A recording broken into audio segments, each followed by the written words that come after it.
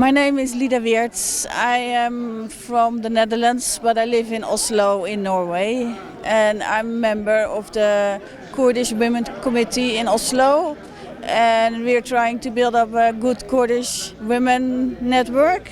And also for the women in Bashur, we're trying to build up a good network to help the women in Bashur. My aim in this visit is to show the world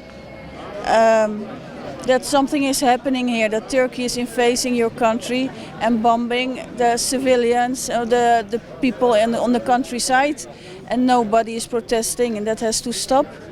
And the people, to support the people from Bashur, they are tired and they don't know anymore how to go on.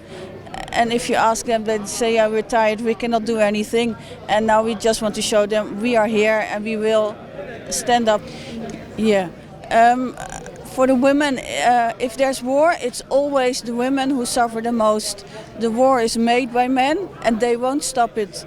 And the situation for women is getting worse because the men are going to protect their women and they tell them you have to stay home, it's not safe.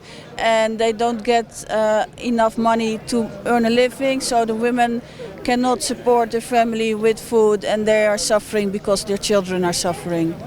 And it's their sons and daughters who are fighting. Please open your mouth. Don't stay in the kitchen. Open your mouth. You're the mother. You are responsible for your children.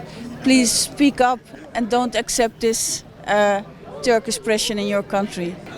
I'm trying to contact Kurdish women organizations in my country and explain them what is happening and tell them about the situation here. And besides that, with our Bashur committee, are we building up a big Kurdish community outside of Iraq.